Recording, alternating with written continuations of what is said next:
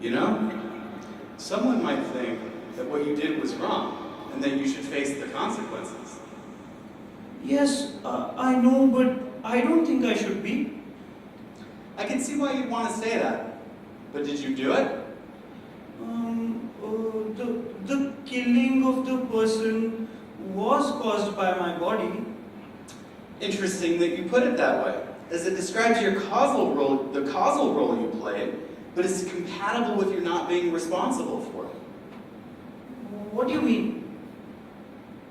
Well, no one can deny that the actions of your body are caused by goings-on in various parts of your body. For instance, the fact that your arm came down in a stabbing motion is a result of a complex concert of muscle contractions and relaxations throughout your arm, shoulder, and back. These were caused by various impulses along portions of your nervous system, which were in turn caused by certain neural firings in your brain. These firings were determined by the previous state of that your brain was in, together with the laws of chemistry and electromagnetism.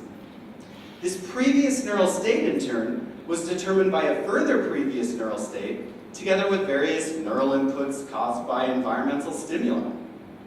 The same is true of each of your previous neural states. The existence of your brain in general and its initial neural state was the result of a certain causal interaction between your parents, which was caused by their neural states, which were in turn caused by their previous neural states and environmental inputs. And so on, back and back, through to the first glimmer of life on primordial Earth, the existence of which was caused by certain events, which were caused by certain events, which were caused by certain events, and so on, all the way back to the initial state of the universe. So really, one might say that your stabbing of the victim was not caused by you at all, but finds its proximate cause in your immediately previous neural state, and finds its ultimate cause in the Big Bang. Wow. But why does that mean that I shouldn't be punished for my actions? Well, it's plausible that a person may only be held morally responsible for an action if it was done freely. If, however, what I've articulated is true, then it was not a free action of yours that caused the death, but a determined action. And you can't be held responsible for the results of your involuntary actions. You can't, for example, be held responsible for kicking me if I hit your knee with a reflex hammer while standing in front of you. Similarly, one might think that you can't be held responsible for the stabbing of the victim, which was an action that was simply the result of certain neural facts about you that are outside of your control. Okay, but how does it follow that I don't have free will, or at least that I didn't exercise it on this particular occasion? I'll give you an argument for the former, and since the former entails the latter, in doing so I'll effectively give you an argument for both. In fact, I'll establish something much stronger, that no one can perform any free acts. My argument will be based on what's called the consequence argument, stated originally by Peter van Inwagen in 1983. As I articulated earlier with the example of your killing of the person, our present actions appear to be the necessary consequences of the past and the laws of nature. And there doesn't seem to be anything anyone can do to change that. Moreover, you'll grant that there's nothing any of us can do now to change the past. Nor is there anything we can do now, or ever presumably, to change the laws of nature. It follows that there's nothing we can do to change the fact that our present actions occur. And so no one has the power to do other than what one actually does. But free will requires the power to do other than what we actually do. So no one has free will. But the soundness of your argument rests on the assumption that the laws of nature are deterministic. But quantum physicists have shown that this is false. And if the laws of nature are indeterministic, then you can't assume that our actions are the necessary consequences of the past and the laws of nature. The laws of quantum physics govern events at the subatomic level. We and our actions operate at the macroscopic level. Even if the laws that govern events at the subatomic level are indeterministic, you can't assume, that doesn't mean that the laws that govern events at the macroscopic level are too. Now, one might object. If macroscopic objects are aggregates of subatomic particles, and the latter behave indeterministically, then it stands to reason that the larger objects behave indeterministically as well. For example, there's a good chance that a given subatomic particle will tunnel at a given time, changing its position instantaneously. And it is admitted by quantum physicists that there's also a chance that a macroscopic object, like a horse, will tunnel at a given time. Granted, the chance is small, but it's not zero. But one could reply, that's not enough to grant us the power to do otherwise. While the indeterminacy of the laws that the laws provide, they provide genuine alternative possibilities to subatomic particles because they involve substantial probabilities. These probabilities are all but completely washed out by the time they reach the macroscopic level.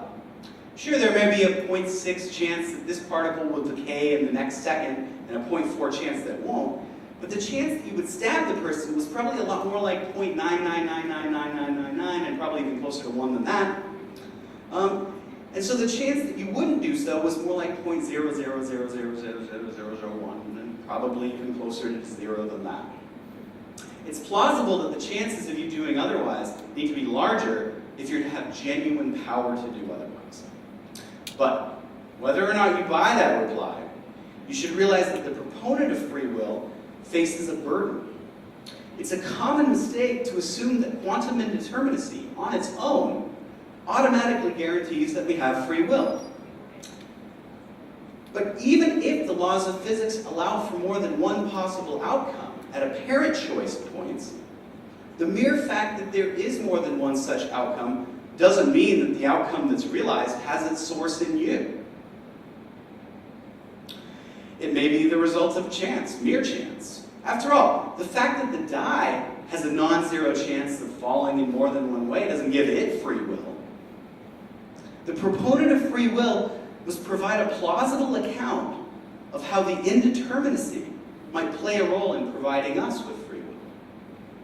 Now, for better or worse for you, some philosophers have taken up just that challenge. In 2005, for example, Robert Kane tells a plausible story about how substantial probabilities can work their way up, so to speak, from the subatomic level to the macroscopic. He starts by noticing that there's growing evidence that the brain is a chaotic system, a system in which, to quote him, very small changes in initial conditions lead to large and unpredictable changes in the system's subsequent behavior. He then distinguishes between actions that are self-forming and those that aren't.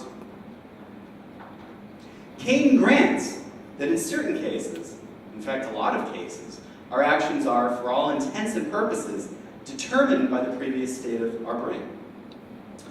These are the actions that are the result of habits, addiction, commitment, and so on. We don't deliberate about them very much. And there may be no chance, or at least almost none, that the cascade of neural impulses in our brain can go any other way than to result in us performing the action that we do. We deliberate heavily, however, about performing other types of actions. For example, marrying a certain person, going to a certain college, majoring in a certain subject, and so on. Kane calls actions like these self-forming actions. In these cases, Kane argues, there are competing cascades of neural impulses. The chaotic nature of the workings of the brain, he thinks, results in a substantial chance that any of them might win out. Which one wins out will be the result of microscopic details between these competing cascades. In this way, substantial quantum indeterminacies at the microscopic level can make themselves felt in the macroscopic world, providing us with genuine alternative possibilities. Yeah, but this doesn't mean that I am responsible for which of these cascades wins out. It doesn't follow that the stabbing of the person has its source in me. It's just the laws which determine the cascades, and whichever alternative wins out is the result of the law and not of me. Kane has something to say about that as well. He doesn't say that all actions that result in this way from quantum indeterminacy are free, but only those from among a set of possible actions that are the result of self-constituting activity. The agent wants to do each of these things. That's why it's a near toss-up between the competing cascades of neural impulses.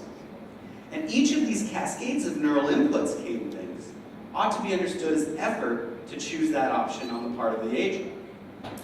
This is the sense, according to Kane, in which the action the agent ultimately performs does have its source in her. And of course, considering whether or not to commit a murder is plausibly a self-constituting activity, and committing a murder is plausibly a self-forming action. I'll grant that, at least in Kane's sense of those terms, but it doesn't capture all that I mean when I say that the action has its source in the agent. I don't think that we do have free will. Well, it doesn't matter. The powers that be believe that you do. So, my friend, I hate to say it, but you'll probably be getting punished whether you have it or not.